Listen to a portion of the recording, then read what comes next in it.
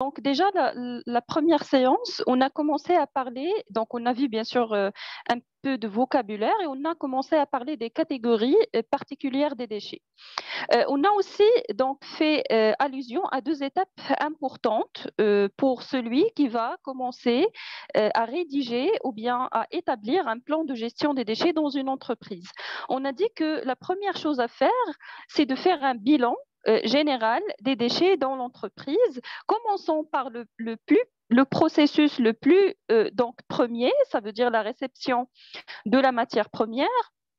Passons par les processus de production, les processus métiers, les processus administratifs, jusqu'à donc ceux qui sont en relation avec la livraison du produit, avec le stockage du produit. Donc, il faut faire un bilan des déchets. Ça veut dire il faut avoir déjà une liste des déchets, en termes de quantité, en termes aussi de nature et de typologie. Donc, pour arriver à faire un bilan des déchets, il faut déjà être familiarisé avec les différents types en fait des déchets.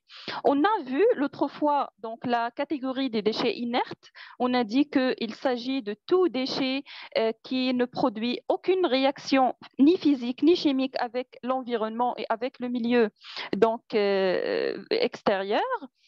On a aussi défini donc les déchets qui sont biodégradables. On a dit que c'est plutôt la fraction assimilée aux déchets ménagers dans l'entreprise, parce qu'il y a toujours une fraction des déchets qui a une composition et qui a des caractéristiques semblables aux déchets ménagers, comme par exemple les restes d'aliments, le papier, etc. Donc, tout déchet qui est biodégradable dans la nature. Puis, donc, on a parlé aussi des déchets ultimes. Donc, on a défini c'est quoi un déchet ultime. On a dit que c'est le résidu résultant donc, de toute opération de traitement des déchets. Donc, on va faire un traitement des déchets. Il reste toujours une fraction de matière que nous ne pouvons plus donc valoriser. Donc, c'est le déchet ultime, c'est l'étape finale ou bien un déchet. Donc, on ne peut plus tirer profit donc de ce produit-là. Alors, c'est un petit peu, donc, un petit résumé de ce qu'on a vu l'autre fois. On a bien sûr vu le diagramme de l'In5 en ce qui concerne la valorisation, le traitement, la différence entre les deux, donc valorisation matière, valorisation énergétique, etc. Donc, il s'agit donc des 5 R. C'est un système de priorité au niveau de l'entreprise. Priorité de quoi?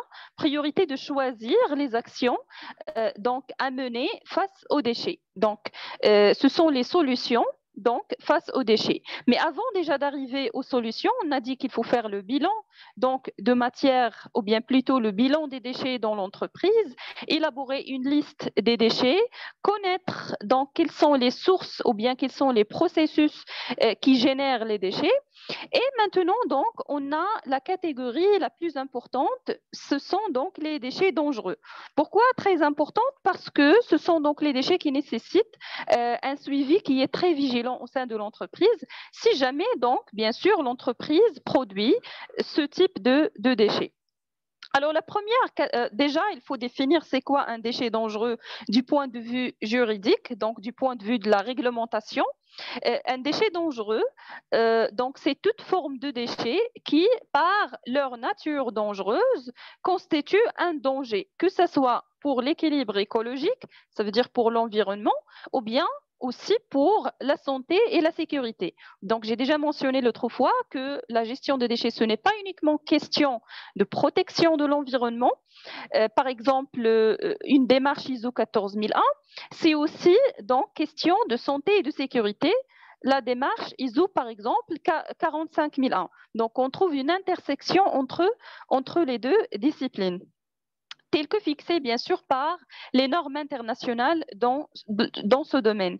Donc les déchets dangereux, en fait, c'est tout déchet qui a une nature dangereuse. On parle de la nature dangereuse, que ce soit un déchet qui est toxique, qui représente donc une toxicité pour l'environnement ou bien pour l'homme, radioactive, donc qui va émettre une activité radioactive donc néfaste pour la santé, explosive, inflammable ou bien biologique. Donc une nature dangereuse qui est biologique. Alors, déjà, dans l'entreprise, après votre bilan des déchets, il faut faire la distinction entre tout ce qui est déchets dangereux et tout ce qui est déchets non dangereux. Je vais prendre les déchets non dangereux encore une fois et je dois donc connaître leur catégorie. Est-ce qu'ils sont inertes? Est-ce qu'ils sont donc biodégradables, etc. Parce que la destination par la suite, ou bien le choix de la façon de traitement, de la façon d'élimination, va suivre les caractéristiques ou bien dépendre des caractéristiques de ce déchet. Encore une fois, pour les déchets dangereux, il ne suffit pas de dire que c'est un déchet dangereux, mais il faut savoir la nature de la dangerosité. Ça va vous aider aussi au niveau du tri sélectif des déchets. Donc, on ne va pas trier les déchets seulement dangereux, non dangereux, ça veut dire les grandes catégories, mais on va les trier donc selon les petites catégories qu'on va voir, selon la nature de la dangerosité. On parle d'abord donc d'un déchet qui est toxique. Donc un déchet toxique, c'est un déchet qui peut impacter d'une manière qui est grave, que ce soit à court, à moyen ou bien à long terme, l'environnement ou bien la santé de l'homme.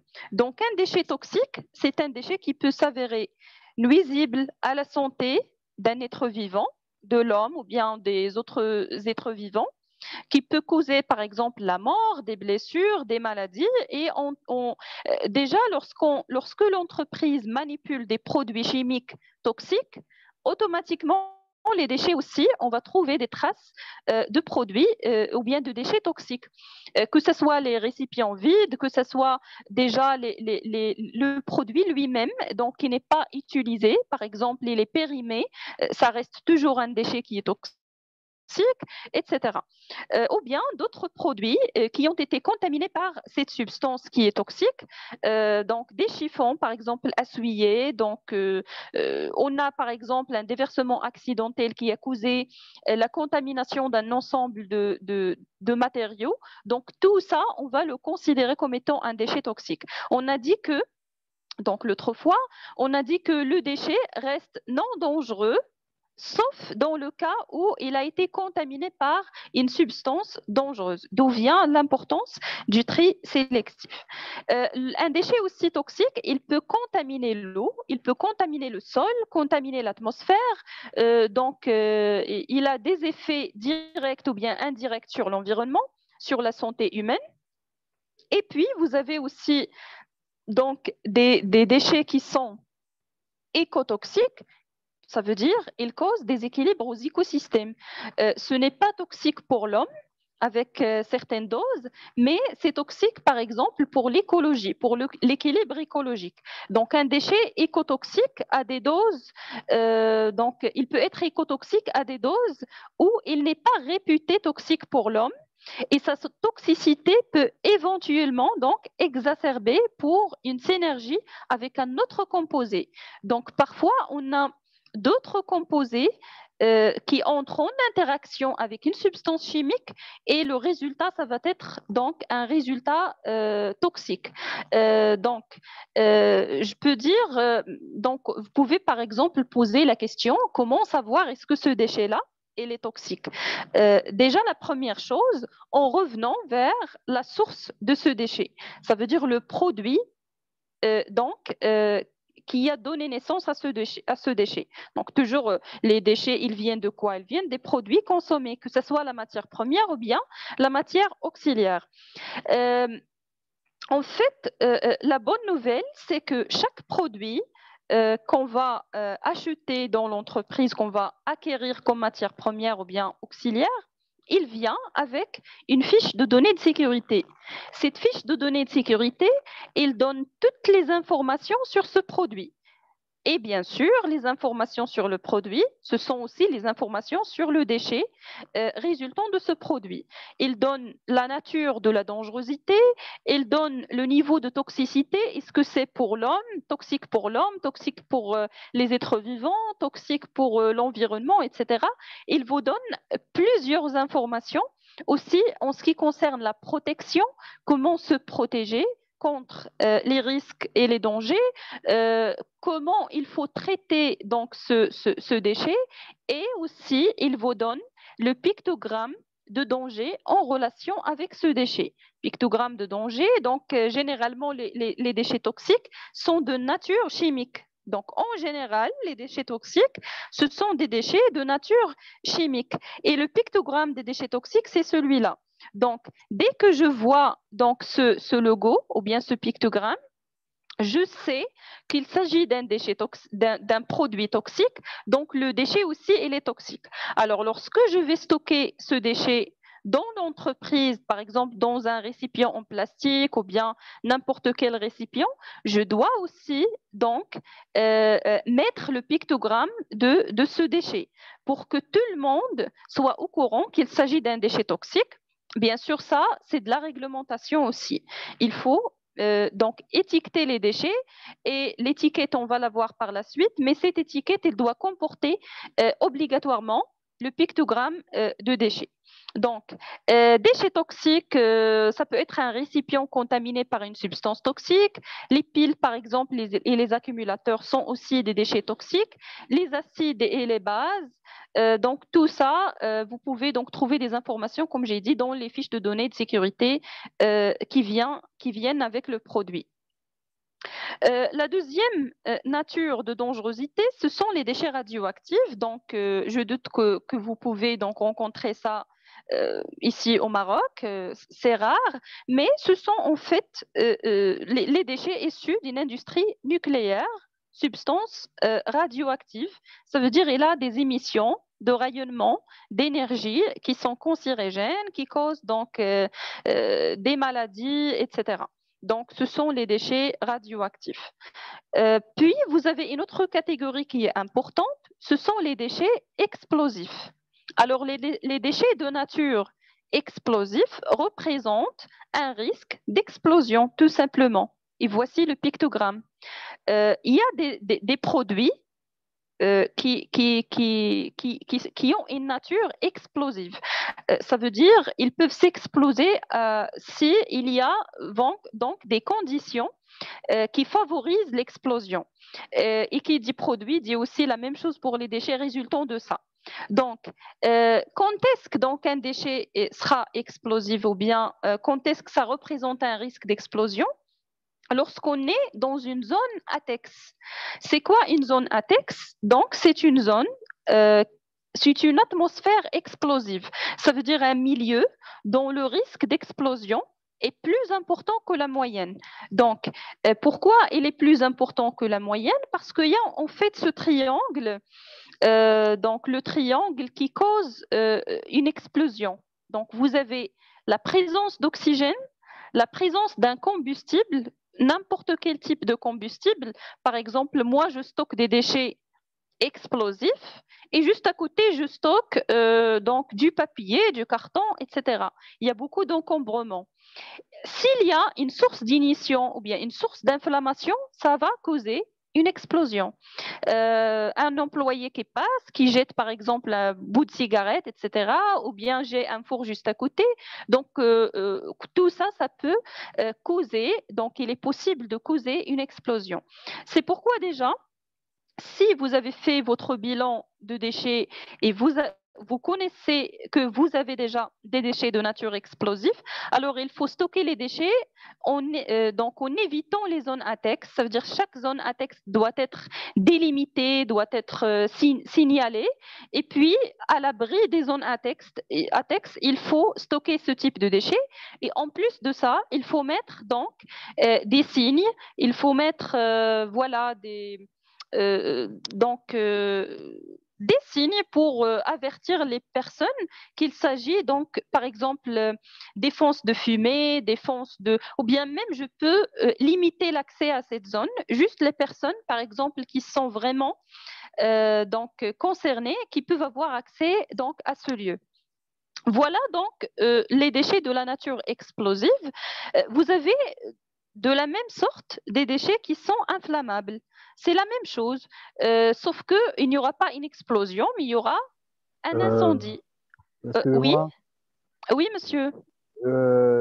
excusez-moi, je pose une question qui n'est pas en lien avec les déchets, mais par rapport à la zone latex.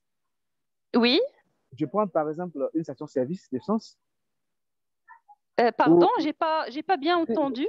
je prends l'exemple d'une station-service, une station-service Oui, où nous avons l'oxygène, nous avons le combustible qui est là. oui. Est-ce que l'approche, je dirais, d'un téléphone portable ou bien d'un mégot de cigarette, est-ce qu'on peut dire que cette zone-là est une zone latex? Oui, parce que cette zone, donc, vous avez tous les éléments d'une zone ATEX. Donc, vous avez la source, ou bien plutôt, vous avez de l'oxygène, bien sûr, vous avez la matière combustible, et puis D'accord. le carburant. Et puis, si Uh-huh. une personne, par La exemple, source. utilise, oui, voilà, utilise un La source. téléphone portable, une Oui. source d'ignition, donc Uh-huh. automatiquement, c'est une zone à Ah, atmosphère ok. explosive. Ah, ok. D'accord? D'accord. Merci. Donc, c'est la même chose. Ce sont donc les mêmes éléments Mhm. qui favorisent le feu ou bien l'explosion. Ok. Merci. D'accord. Je vous en prie. Donc, pour les déchets de nature inflammable, donc, ce sont des déchets ayant une capacité de s'enflammer et à maintenir la combustion. Donc, vous avez le pictogramme, voilà, qu'il faut mettre dans des zones où on stocke donc ce type de déchets inflammables. Généralement, ce sont des huiles usagées ou bien des restes de produits carburants, etc. Ça veut dire qu'ils ont un pouvoir calorifique qui est très élevé. Et vous avez donc le risque de s'enflammer, il est plus élevé que la moyenne également. Donc voilà, il faut aussi mettre le pictogramme de danger. Donc il faut bien sûr stocker ces déchets à l'abri des autres types de déchets qui sont par exemple explosifs, etc. Pour ne pas, si jamais on a le feu, il ne faut pas bien sûr avoir aussi des déchets qui sont explosifs et ça va donc augmenter la gravité de la situation. Donc il faut stocker ça séparément des autres. Donc voilà, vous avez aussi donc des déchets de nature biologique donc, qui représentent une dangerosité biologique. Alors, les déchets biologiques, il y a une partie qui est non dangereuse, il y a une partie qui est dangereuse. Pour la partie, ou bien plutôt, déjà, c'est quoi un déchet qui représente un danger biologique? Ça veut dire qu'il y a un risque biologique quand une personne est exposée à un agent biologique, les microbes, qui peuvent causer des infections, allergies, intoxications. Tout simplement, là où il y a une activité biologique, vous avez une activité bactérienne, ça veut dire une fermentation biologique, des virus, des moisissures, des microbes, etc. Et qui peuvent donc causer, bien sûr, que ce soit l'altération de la qualité de l'air, parce que là où il y a des déchets biologiques, il y a toujours des odeurs nauséabondes. Et vous avez aussi, ils peuvent infecter la santé de l'être humain. Les déchets non dangereux de type biologique, par exemple, les déchets de premiers soins, que ce soit à domicile ou bien dans l'entreprise aussi, on fait des premiers soins. Si on a un service de premiers soins, une infirmerie. Les déchets de premiers soins, ce sont des déchets biologiques, mais ils ne sont pas dangereux. Les épléchures de légumes et de fruits, donc si vous avez un service restauration, les excréments d'animaux, donc ça juste un exemple pour vous donner. Donc les déchets biologiques, toujours ou bien généralement, ils sont de nature biodégradables, ils sont de nature organique. S'il vous plaît. Oui, Quand vous parlez de déchets de premiers soins à domicile, c'est quoi concrètement? ça peut être par exemple des pansements, Des du pansements, des coton, sparadraps ou des cotons, ok, euh, d'accord. Oui, voilà. Donc, des déchets de premiers soins, déchets d'activité de soins, parce que il y a toujours un risque infectieux là-dessus. Plutôt, donc les gens qui sont concernés, ce sont les gens qui travaillent, par exemple, dans les activités de soins, le domaine médical. Vous avez aussi les personnes qui travaillent dans les stations, par exemple, d'épuration des eaux. Les stations d'épuration des eaux, on utilise des boues activées. Ça veut dire il y a donc une activité bactérienne. Donc, il faut une protection. Également, les personnes qui travaillent dans les décharges contrôlées ou bien dans les services de collecte des déchets. Donc là, vous allez trouver donc un risque biologique. Il y a aussi les entreprises agroalimentaires. Là aussi, on trouve donc un risque biologique qui est élevé. Par exemple, une conserverie de poissons. Il y a la manipulation de la matière organique. Il y a aussi des déchets qui sont organiques. Alors là, le risque biologique il est plus élevé. Si si on fait la comparaison pardon, avec les autres activités. Merci. Voilà, oui. Merci, merci. Ah, je vous en prie. Voilà. Les déchets dangereux, donc, ce sont des déchets en général qui contiennent des agents pathogènes. Ça veut dire qu'il y a toujours un risque de contamination. Notamment dans les activités, voilà donc le pictogramme, notamment dans les activités dans les laboratoires, vous trouverez toujours une stérilisation des déchets. Donc, vous avez dans un laboratoire, par exemple, on a des verreries qui sont contaminées, on a des récipients qui sont contaminés, on va les mettre dans des sachets comme sur la photo. Toujours, vous voyez qu'il y a le pictogramme de la dangerosité et on fait une stérilisation. Donc, on va augmenter la température pour que donc, les bactéries et les pathogènes qui ne peuvent pas résister à la température vont mourir. Et puis, on va diminuer la température pour que les autres êtres vivants qui sont thermorésistants aussi doivent être altérés par donc la diminution de la température. Donc tout ça, c'est pour protéger la santé, pour protéger aussi l'environnement. Alors en fait, voilà, donc les déchets dangereux, ils sont de plusieurs natures. Et aussi, vous pouvez mettre des pictogrammes en relation avec le danger lui-même. Par exemple, est-ce que ce déchet, il est irritant, que ce soit pour la peau, il cause par exemple une irritation cutanée, que ce soit pour voilà, corrosif par exemple pour les équipements aussi. Est-ce qu'il est en fait polluant pour l'environnement? Donc vous voyez, si jamais un produit comporte ce pictogramme, donc vous avez un poisson, une arbre, etc., un arbre. Donc, on peut dire que ce produit, il pollue l'environnement.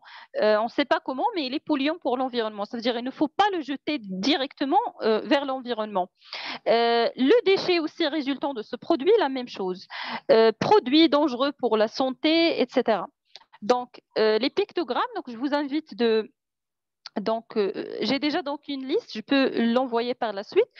Mais si vous pouvez maîtriser les pictogrammes des déchets, ça va être un plus, bien sûr, parce que si vous êtes responsable de l'environnement ou bien HSE, vous aurez toujours besoin de manipuler donc ces types de pictogrammes. Alors, je fais quoi?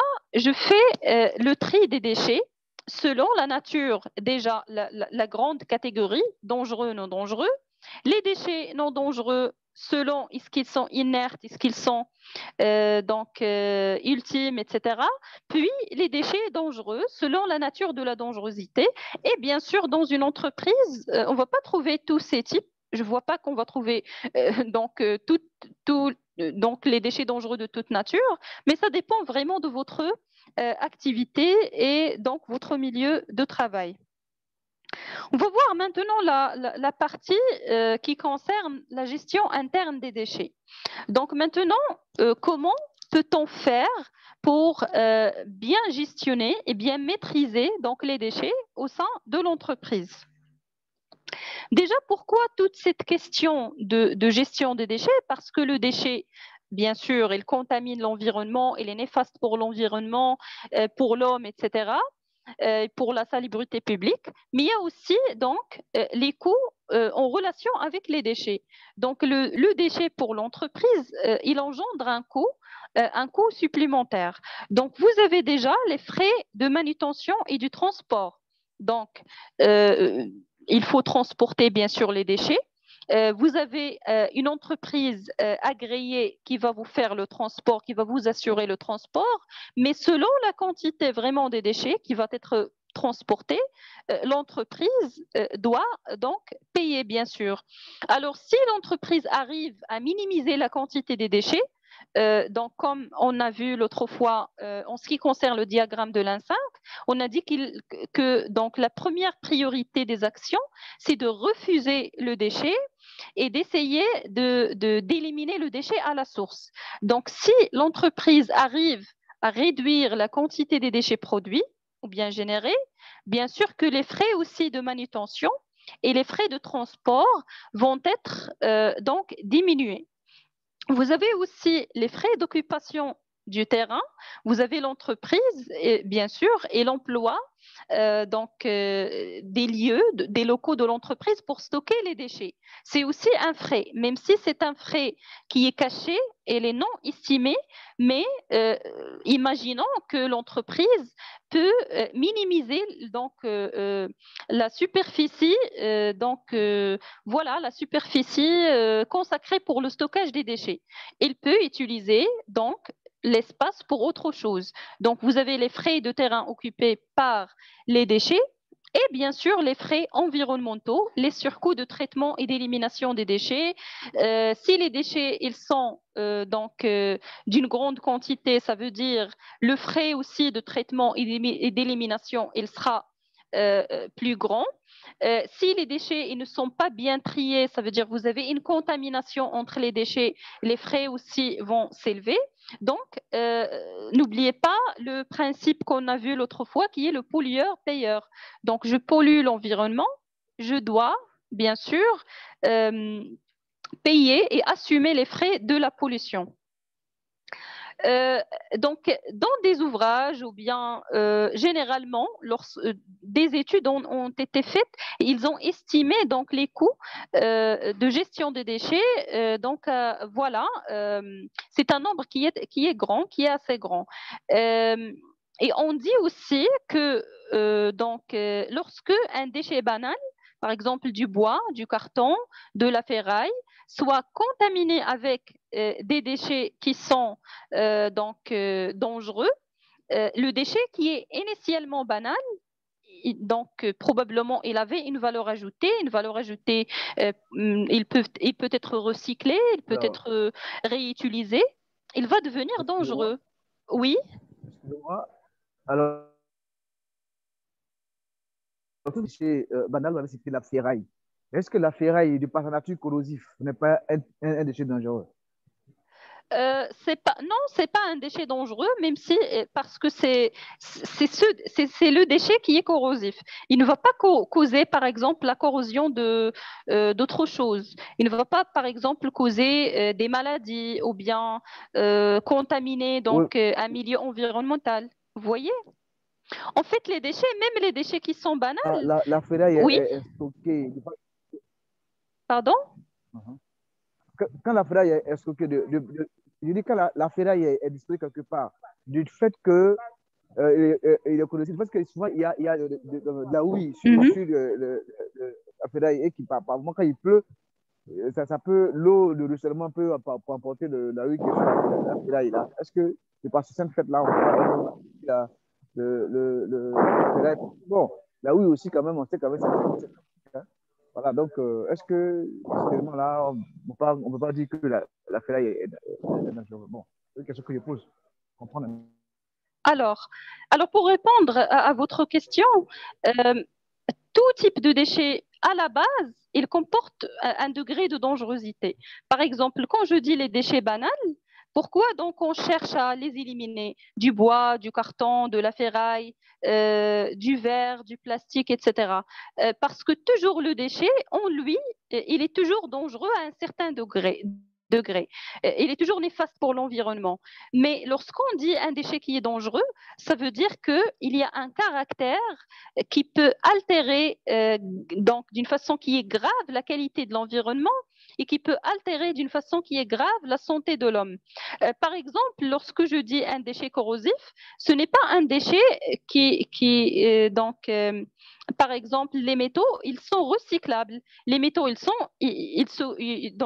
subissent de la corrosion, mais ils ne sont pas corrosifs. Ça veut dire ils ne causent pas la corrosion d'autre chose. Quand je dis un déchet corrosif, ça veut dire un déchet, par exemple, qui est contaminé par de la matière acide. La matière acide, lorsqu'il va être transporté dans des équipements métalliques, ils vont causer de la corrosion. Ou bien, par exemple, ils peuvent être néfastes pour la peau. Ils peuvent causer donc des irritations cutanées. Alors que de la ferraille, ça ne va pas causer donc des maladies, ça ne va pas causer de la contamination qui est grave pour l'environnement, mais bien sûr, ça à condition qu'il soit traité et stocké d'une façon qui est convenable. Même par exemple le papier, si on n'élimine pas donc les déchets en papier et en carton d'une façon qui est convenable, ils vont être néfastes pour l'environnement parce qu'ils vont occuper le sol, ils vont gâcher la qualité du paysage, etc. Donc tout déchet en lui, c'est un danger pour l'environnement et pour l'homme, mais c'est le degré de dangerosité qui fait vraiment la différence entre tout ce qui est dangereux et tout ce qui est non dangereux. Les déchets généralement non dangereux, ils sont soit recyclables, soit biodégradables dans la nature. Ils ne sont pas toxiques, ni explosifs, ni radioactifs. Mais à la base, le déchet, c'est toujours un résidu. Ça veut dire que c'est toujours quelque chose qu'on cherche à éliminer ou bien à traiter. D'accord? J'espère que Merci. c'est clair. Merci. Je vous en prie. C'est clair. Voilà. Et ce qui augmente en fait la dangerosité de ces déchets, parce que, par exemple, prenons de la ferraille toujours.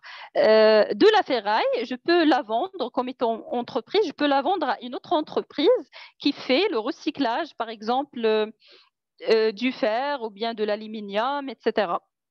Mais dès que cette matière ou bien cette ferraille va être contaminée, par exemple, par des huiles, par exemple l'huile d'un transformateur. Un transformateur, les huiles utilisées vont contaminer, par exemple, de la ferraille. Alors là, l'autre entreprise ne va pas accepter le déchet parce qu'il a devenu un déchet dangereux.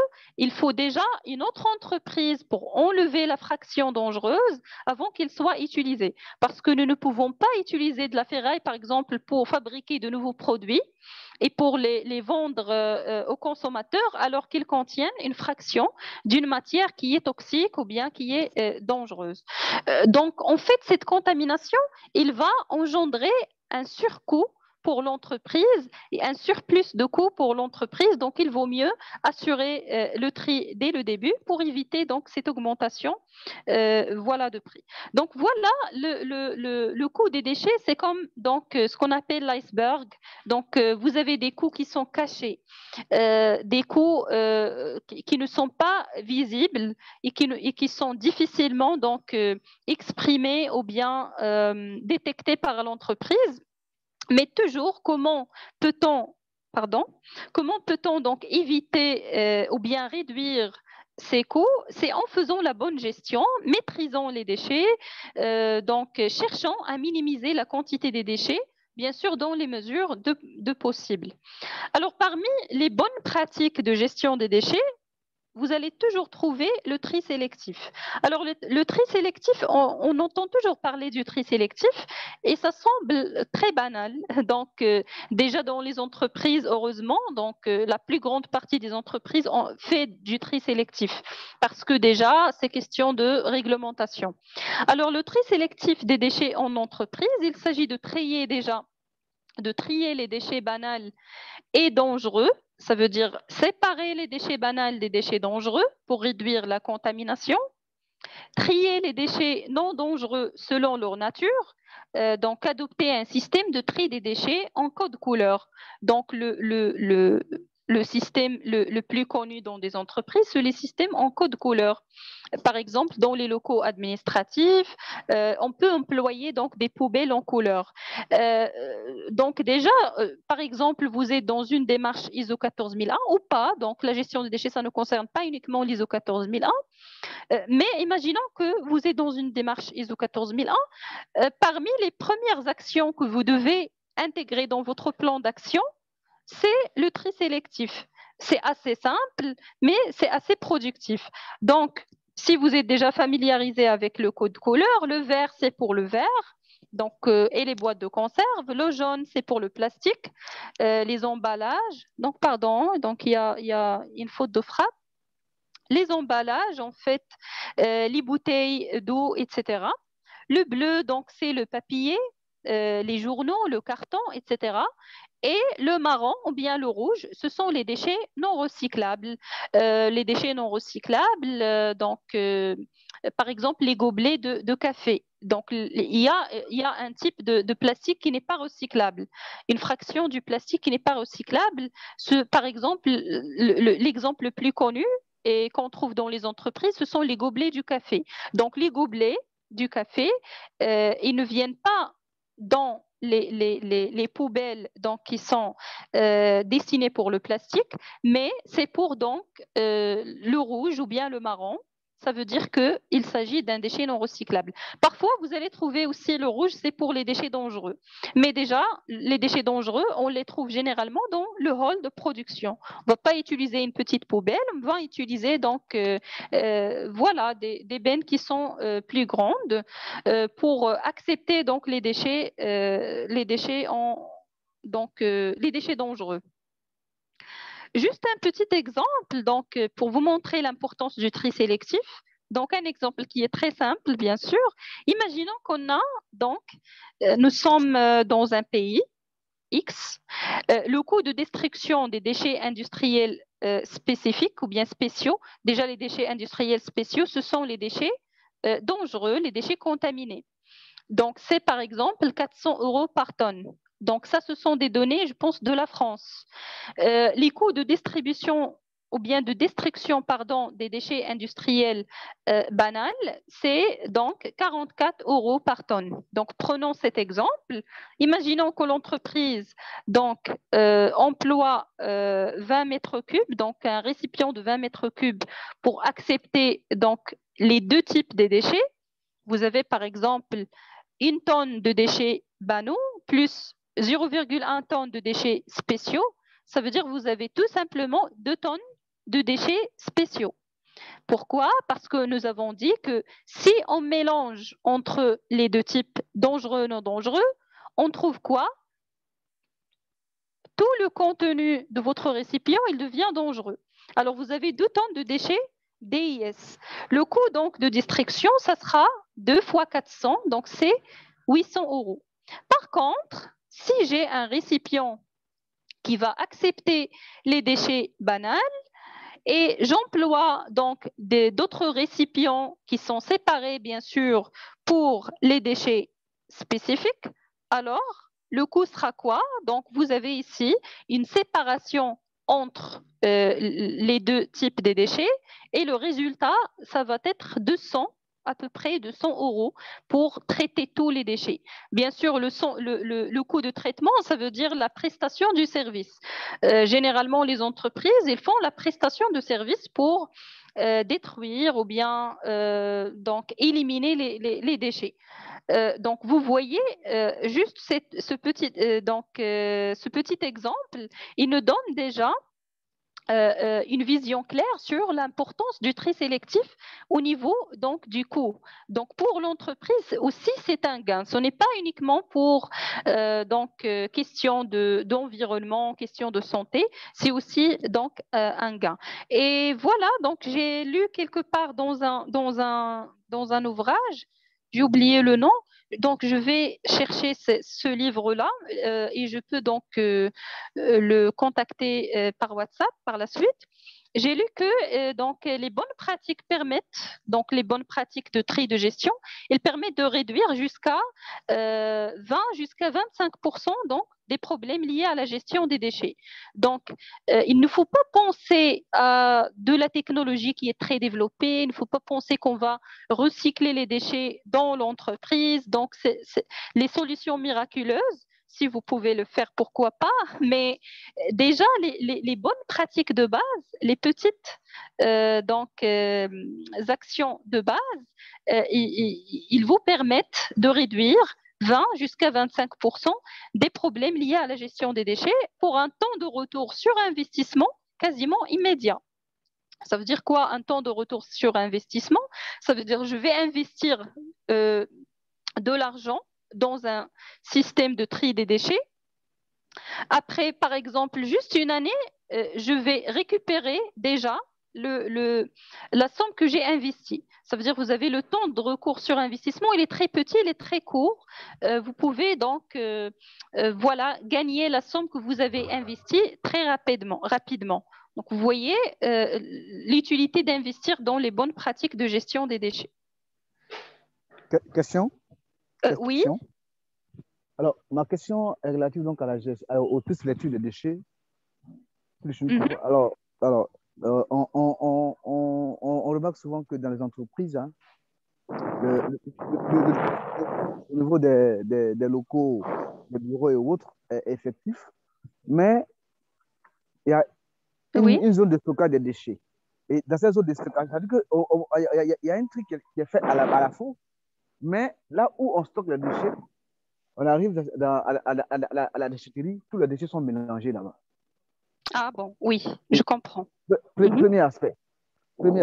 Second aspect, c'est que quand on fait le tri sélectif, même si à la déchetterie, le tri est continué là, l'entreprise qui sont chargées donc de procéder à l'enlèvement de ces déchets-là, quand ils viennent faire l'enlèvement des déchets, c'est effectivement également, là-bas aussi, on a un mélange, tous les déchets sont mélangés dans le système d'enlèvement et à l'élimination finale, tout est, enfin, il n'y a pas une filière d'élimination qui est dédiée aux déchets.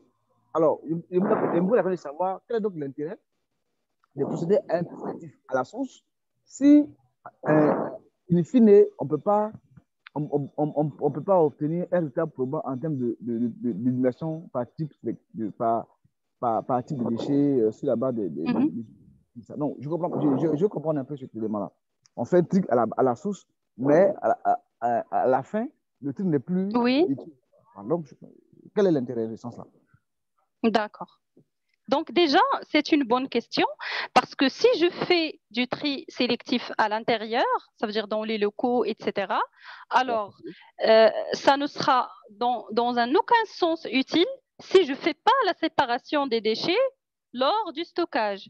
Donc, après, par exemple, le ramassage des poubelles pour les stocker provisoirement avant l'arrivée de la société qui va faire le transport, l'entreprise doit toujours séparer les déchets et assurer donc le tri sélectif, même dans le stockage intermédiaire. Par exemple, vous avez avant toute opération, donc, ou bien plutôt avant toute opération intermédiaire, avant l'arrivée de la société agréée pour faire le transport, il faut toujours respecter le tri sélectif. Sinon, ça ne sert à rien de trier dans les locaux et puis vers le point de collecte. Donc, les déchets seront mélangés. Donc, je vois aucune utilité pour ça. C'est pourquoi, en fait, il vous faut une procédure de gestion de déchets. Ça veut dire une procédure qui va décrire à la lettre comment nous devons stocker les déchets dès le début, dès donc la production jusqu'à le point final lorsqu'on va les confier donc au prestataire de service qui va faire le transport. Alors là, c'est le premier point. Le deuxième point important, c'est que après, donc, à l'extérieur de l'entreprise, donc après, donc déjà l'ISO 14001, il parle d'un concept qui est très important, juste je vais l'utiliser là-dessus, c'est la perspective de cycle de vie. Ça veut dire l'entreprise, il doit donc avoir une influence sur donc, ce qui va se passer après que le produit, normalement pour l'ISO 14001, va quitter donc l'entreprise, mais aussi le déchet. Donc le déchet va quitter l'entreprise. Moi, comme étant générateur ou bien société génératrice, quelle est donc ma responsabilité? C'est de choisir le bon donc prestataire de service. Ça veut dire une société qui est agréée, qui va toujours, puisqu'il est agréé, ça veut dire il ne va pas mélanger les déchets. Il va toujours respecter la question du tri jusqu'à donc la destination finale. Euh, la question maintenant qui se pose, c'est que ça dépend vraiment des pays. Est-ce qu'il existe déjà une obligation au niveau de la réglementation à faire, donc choisir une société qui est agréée. Donc déjà dans la réglementation, par exemple marocaine, on vous dit que vous ne pouvez pas confier les déchets à n'importe quelle société ou bien à n'importe quelle destination. Il vous faut bien sûr une traçabilité pour justifier le fait que l'entreprise qui a fait le transport et celle qui a fait l'élimination ou bien la valorisation selon votre choix va toujours respecter les bonnes règles de gestion des déchets pour protéger l'environnement et pour protéger la santé. Donc, ce sont les principes qu'on a vus la première séance, la prévention, la prévention, le principe de précaution et le principe pollueur-payeur et le principe correction. Donc, les principes fondamentaux de la gestion de déchets et de protection de l'environnement. En absence, par exemple, s'il n'y a pas de société pour faire la valorisation, que ce soit énergétique ou bien la valorisation matière, il n'y a aucune société pour faire le traitement des déchets, ou bien le recyclage. La dernière solution, c'est l'élimination finale dans des décharges contrôlées. Donc, dans chaque pays, on trouve au moins, par exemple, 2, 3 décharges contrôlées, au moins. Donc, on peut contacter, par exemple, la commune ou bien le service donc, de l'État qui va s'occuper donc, de l'élimination finale des déchets, mais d'une façon qui est officielle, dans des décharges qui sont contrôlées.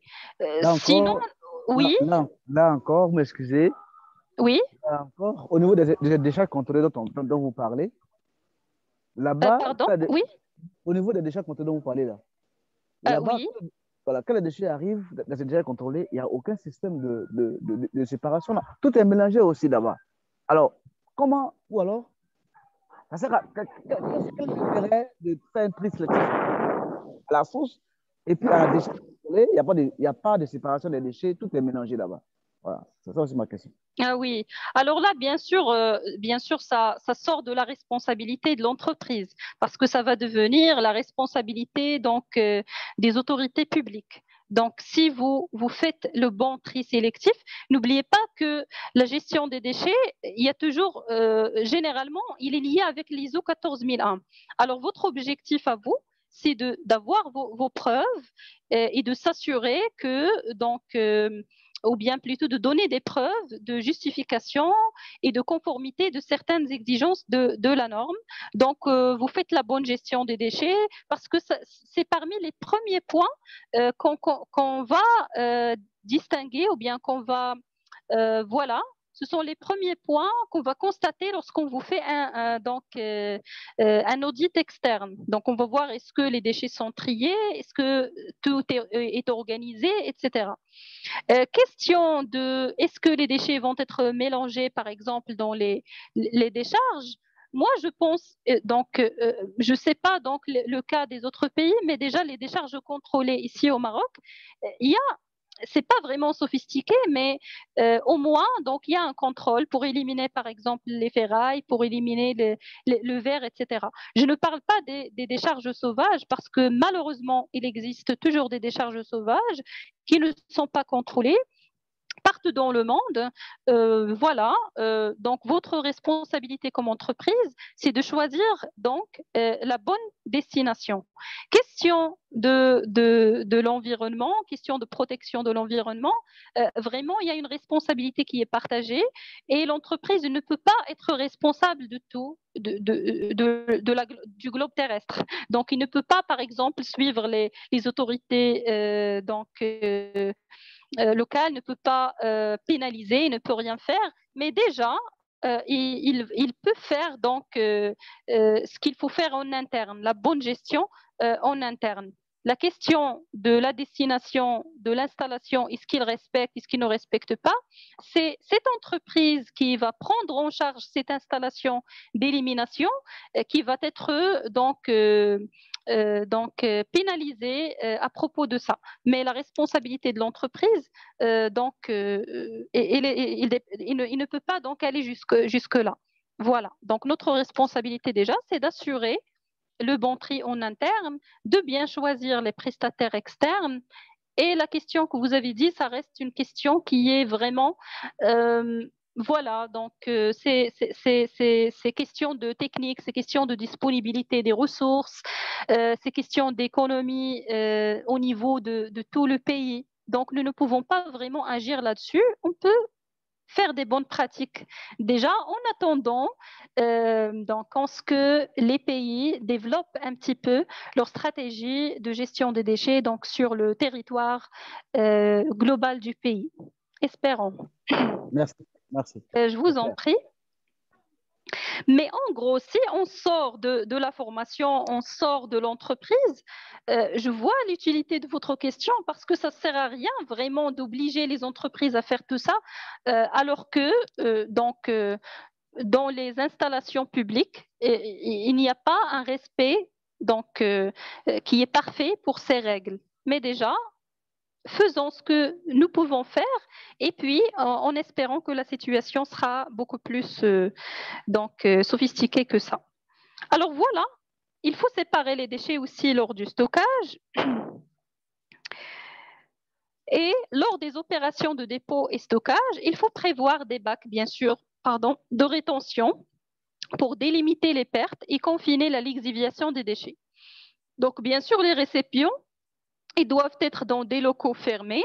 Sinon, ils doivent être munis de couvercles pour éviter les intempéries, pour éviter le vent, pour qu'ils ne soient pas soulevés par le vent, pour qu'ils ne soient pas dilués par de l'eau du pluie, par exemple, parce que ça cause la lixiviation des déchets.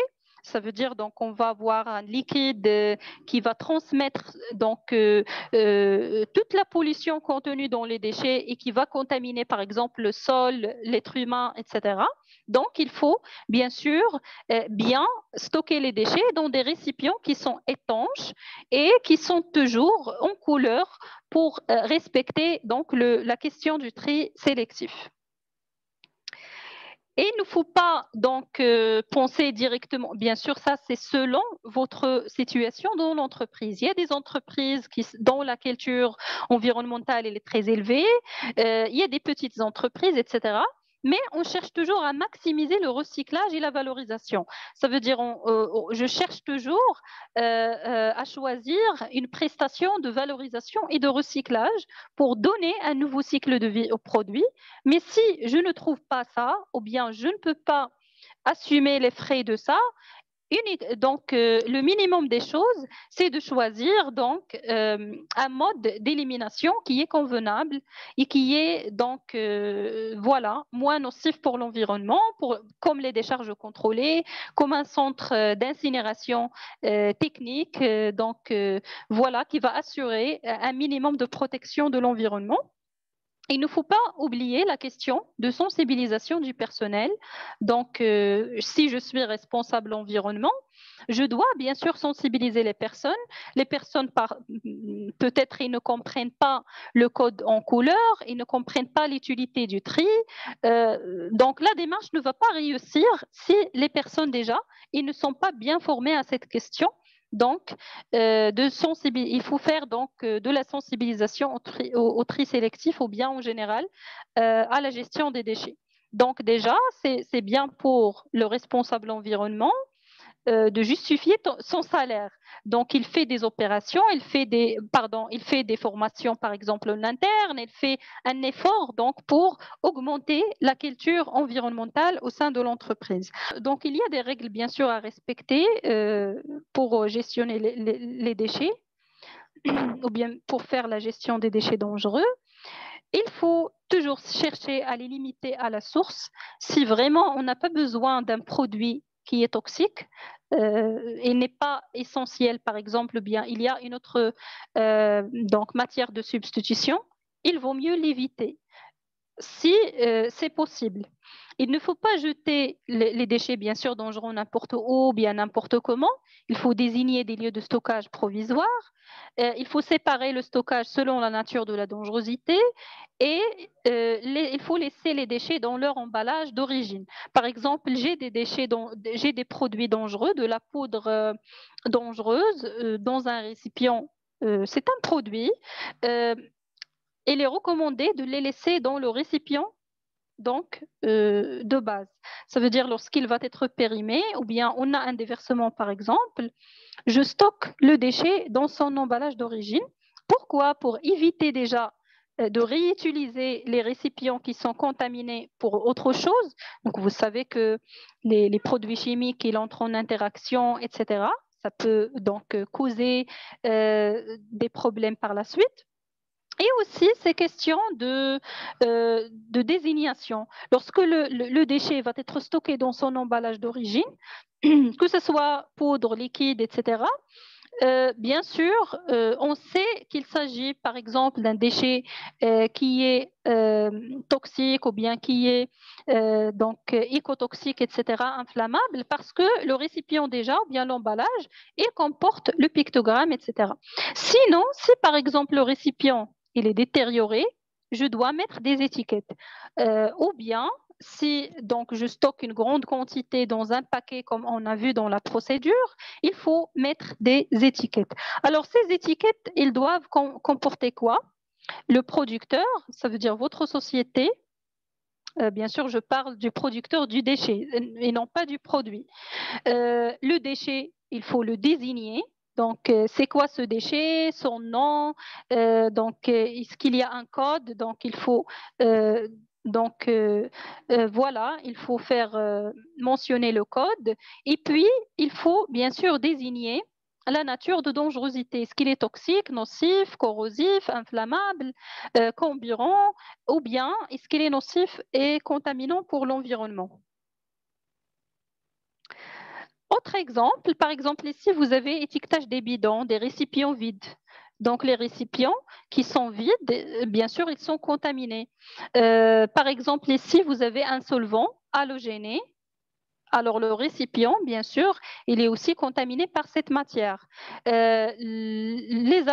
le solvant halogéné, bien sûr, il est inflammable. Donc on a désigné ça. Et il est aussi toxique. Donc vous avez les deux pictogrammes. Vous avez donc la nomenclature du produit, le numéro du produit si vous avez une codification, par exemple, réglementaire. Déjà, nous, dans le CMD, le catalogue marocain des déchets, on a des codes. Pour chaque déchet, on a un code. Donc, vous pouvez utiliser ces codes et bien sûr les informations sur vous, sur votre société génératrice, si jamais on a eu, par exemple, un accident routier, une contamination d'un lieu, nous pouvons vous contacter directement. Alors, stocker les déchets dans des bonnes conditions, comme j'ai dit tout à l'heure, éviter les intempéries, il faut avoir des couvercles, etc. Ne réutilisez jamais les contenants vides pour autre chose, parce que ça va, bien sûr, contaminer, que ce soit la santé de l'homme ou bien l'environnement, ou bien entrer en interaction avec d'autres produits. Porter des gants, bien sûr, un masque adapté lors de la manipulation des déchets dangereux. Par exemple, votre équipe interne qui va faire le nettoyage, qui va faire le stockage des déchets, même si vous êtes responsable de l'environnement, mais il faut aussi surveiller le côté santé et sécurité. Il faut demander des gants pour protéger les personnes. Il faut aussi demander des masques. Donc, si par exemple les déchets, ils représentent un risque de toxication par inhalation, donc tout ça, il faut le prendre en considération dans votre plan de gestion des déchets ou bien dans votre procédure. Alors, je vais résumer les étapes déjà de réalisation du plan de gestion des déchets. Il faut faire l'inventaire des déchets. Ça veut dire établir un bilan matière pour tous les processus de production, de réalisation, aussi les locaux administratifs. Analyser la nature des déchets. Classifier vos déchets selon leur type et leur caractère dangereux. Analyser la réglementation. Bien sûr, selon le type de déchets que vous avez, faites une petite recherche sur la réglementation qui organise ça. Parce que si jamais l'entreprise a été alertée qu'il y a une transgression d'une règle législative en relation avec les déchets, monsieur le responsable de l'environnement, bien sûr, on va le questionner. Donc, c'est lui qui va prendre une part de la responsabilité parce que c'est lui qui doit surveiller la réglementation. D'ailleurs, la réglementation, il dit quoi? Il faut trier, il faut remplir les bordereaux, il faut mettre les étiquettes, il faut contacter des sociétés agréées. Donc, il faut avoir un registre interne. Déjà, si vous avez donc ces éléments, vous êtes conforme à la réglementation. Il faut faire aussi un suivi de la quantité des déchets. À chaque enlèvement, dans le registre et dans les bordereaux aussi, on trouve la quantité des déchets. C'est utile parce que c'est utile pour l'entreprise et c'est aussi bon parce que c'est une obligation réglementaire.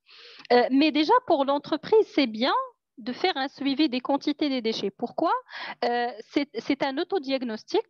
Vous savez l'évolution donc de la quantité des déchets avec le temps. Et puis, vous pouvez, par exemple, proposer ou bien poser des objectifs. Par exemple, dans votre politique environnementale, vous pouvez donc définir un objectif, diminuer je ne sais pas quoi, à 10% ou bien à 5% la quantité des déchets générés par l'entreprise. Ça vous donne une idée aussi sur les pistes de progrès et les pistes d'amélioration. Et si vous souhaitez aller plus loin, même si vous êtes dans la démarche ISO 14001, ça se fait naturellement. Mais si vous êtes dans une démarche volontaire, par exemple, gestion des déchets, vous n'avez pas la 14001, il vaut mieux faire une évaluation des risques liés aux déchets. Bien sûr, les impacts, les aspects sur l'environnement, vous faites déjà ça. Juste, il faut statuer sur aussi les risques liés aux déchets, sur la santé et la sécurité et sur l'environnement. Déjà, sur l'environnement, vous le faites parce que vous êtes environnementaliste. Mais il vaut mieux, si vous n'avez pas quelqu'un qui s'occupe déjà de la santé et la sécurité, vous pouvez donc faire une évaluation des risques SST liés aux déchets. Exemple, déchets liés à la maintenance des véhicules et des matériels. Un exemple qui est très simple. On a d'abord l'inventaire des déchets, les déchets industriels banaux. Qu'est-ce qu'on peut trouver dans un atelier, par exemple, de réparation automobile ou bien de maintenance automobile, de maintenance de véhicules? On trouve de la pneumatique, on trouve du vitrage, les pare-brises, les latéraux, etc., pare-chocs, de la ferraille, papier et carton, emballage non souillé, donc ça, ce sont les déchets banaux ou bien banals. D'ailleurs, les deux mots, ils sont corrects. Voilà, papier, carton, emballage. Il y a aussi les filtres, hein? Les filtres à Oui, huile.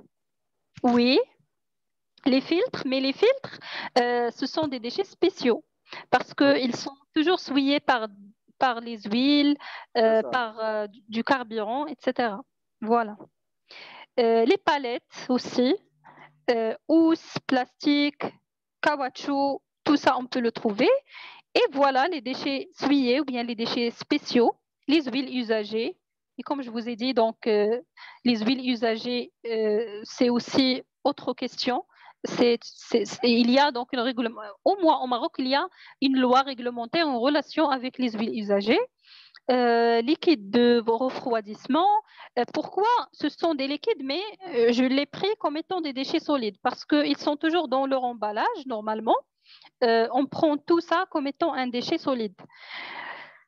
Batterie et piles, vous avez les filtres carburants, comme vous avez dit, les filtres des huiles et de l'air, les emballages souillés et solides imprégnés, vous avez les solvants, les dégraissants, les aérosols, et vous avez les bouts de peinture et les cols. Tout ça, ce sont des déchets qui sont dangereux et qui sont spécifiques. Ça veut dire quoi spécifique? Ça veut dire spécifiquement lié à cette activité, proprement dite. On va faire par exemple une analyse de danger. Vous avez les déchets, par exemple les huiles usagées. Il y a des sources de danger. Pourquoi je vous ai fait cette petite analyse de danger? Pour pouvoir intégrer donc ce côté santé et sécurité, etc., et aussi côté environnement. Source du danger, ils contiennent des éléments toxiques, les métaux lourds, des acides. On peut avoir un déversement dans le réseau des eaux usées. Parfois, on peut contaminer le réseau des eaux usées. Le risque, c'est quoi? C'est un facteur de développement du cancer de la peau. Donc, il contient. L'idée, c'est quoi? L'idée qu'il faut chercher un petit peu. Vous avez des déchets, il faut savoir quels sont les dangers liés à ce déchet et quels sont les risques possibles. On ne va pas entrer dans les détails, on ne va pas donc donner beaucoup de détails scientifiques, etc. Mais juste donc le titre du risque pour savoir déjà quelles sont les conséquences. Source de lésions oculaires, colmatation des filtres d'esthète, par exemple, si je fais évacuer les huiles usagées dans le réseau d'assainissement, c'est interdit. Pourquoi? Parce qu'ils vont colmater les filtres des stations d'épuration des eaux, ils vont perturber les opérations d'épuration. C'est pourquoi le législateur il vous dit que ces huiles ils vont être confiées à une société qui fait le traitement, le recyclage ou bien la destruction complètement. Les liquides d'entretien, les liquides de refroidissement, la même chose. Les batteries et les piles, ils peuvent libérer des produits dangereux dans la nature. Ils contiennent de l'acide, du plomb. Ils peuvent contaminer l'air, le sol, l'eau. Et aussi, c'est un produit qui peut être absorbé par l'homme. Et son accumulation, il cause des problèmes qui sont sanitaires. Les filtres, carburants, des huiles, etc. Ils contiennent des éléments toxiques, ils peuvent contaminer l'environnement. Les aérosols, la même chose. Donc, ils sont aussi de caractère explosif. Oui, voilà. Donc, ils sont aussi de caractère explosif. Ils sont aussi facteurs de développement du cancer, lésions oculaires, colmatation. Voilà. Donc, Donc, vous avez un ensemble ou bien plutôt les aérosols, c'est un récipient sous pression. C'est pourquoi donc il peut causer de l'explosion. Et il contient aussi des composantes nocives, c'est de la peinture, des grippins, etc. C'est pourquoi déjà on vous dit que les aérosols, il ne faut pas les laisser par exemple dans les automobiles. Il y a des personnes qui les utilisent pour la peinture, pour faire peindre leur véhicule. Il ne faut pas les laisser dans les automobiles dans des conditions de température qui sont élevées. Il fait très chaud et vous stockez des aérosols, on peut avoir une explosion tout simplement. Les bouts de peinture, la même chose, c'est une source de pollution. Et puis, vous pouvez faire, donc, comme pour la procédure qu'on a déjà vue de l'analyse environnementale, la même chose aussi pour la santé et la sécurité. Vous pouvez faire donc une cotation du niveau de risque avec la probabilité et la gravité. Vous faites aussi le produit des deux et voilà, vous pouvez quantifier le niveau du risque. Alors, pourquoi j'aimerais pas détailler ce point? Parce qu'on a déjà vu la procédure environnementale dans l'ISO 14001, ben c'est la même chose. Les déchets déjà, ils sont pris en compte dans la procédure, mais si vous souhaitez rajouter la santé et la sécurité, vous pouvez faire une petite analyse comme ça, donc en se basant sur la probabilité et la gravité. Sinon, vous pouvez ne pas aller plus loin parce que donc la santé et la sécurité, c'est une autre discipline. Il suffit déjà de faire une petite analyse de base. Bien sûr, vous devez proposer des actions préventives et correctives. Les bonnes pratiques de tri, le stockage, le recyclage si vous pouvez faire un recyclage en interne, c'est bien. Si vous pouvez valoriser les déchets, parfois les déchets, ce sont des pertes de matière, ça veut dire un reste de la matière première. Si vous avez un moyen de réinsérer ces pertes de matière, de les traiter et de les réinsérer dans la chaîne de valeur, ça sera formidable. Comme par exemple les solvants. Généralement, les solvants, ils sont donc on peut faire une extraction liquide-liquide. Bien sûr, si on ne fait pas ça, on va les stocker dans des récipients et puis ils vont devenir des déchets. On peut faire de l'extraction liquide-liquide et on peut donc réinsérer les solvants dans la chaîne de valeur. Mais ça dépend vraiment de votre entreprise et des procédés employés. On ne peut pas donc aller dans les données techniques parce que chaque industrie, il a des procédés et il a donc une façon de faire les choses. Alors, le responsable environnement, c'est pourquoi il doit déjà comprendre ce qui se passe dans l'entreprise, maîtriser les processus, maîtriser les procédés, avoir voilà un minimum d'informations techniques, un responsable environnement. Parce que parfois, le responsable environnement, à la base, il est recruté euh, au niveau de ses compétences techniques. Et la gestion, il vient juste par la suite. ISO 14001, etc., il vient par la suite. Ce sont des atouts. Mais déjà, le savoir-faire technique, il est important. En plus de ça, il faut aussi maîtriser le côté gestion. Sinon, donc, l'entreprise ne va pas employer de responsable environnement, un pour la gestion et un autre pour les solutions techniques. Donc, il faut combiner entre les deux. Et puis, l'étude de coût. Donc, si vous pouvez vous-même faire l'étude de coût moyen lié à la gestion des déchets, c'est bon. Sinon, vous avez bien sûr un service qui fait tout ce qui est études économiques, etc. Voilà, pour savoir déjà, parce que ça va vous aider aussi à minimiser donc les coûts et à justifier les actions que vous allez mener. Je fais une action nouvelle dans l'entreprise. Comment arriver à convaincre l'administration et le top management? Pour eux, c'est toujours question du coût avant tout. Donc, il faut donc savoir calculer, par exemple, le coût lié aux gestions. Bien sûr, le coût lié aux déchets, il comporte le coût du transport, le coût du stockage, le coût de la valorisation, etc. Ça dépend de la technique que vous avez choisie. Donc, en ce qui concerne voilà, les déchets et la gestion des déchets.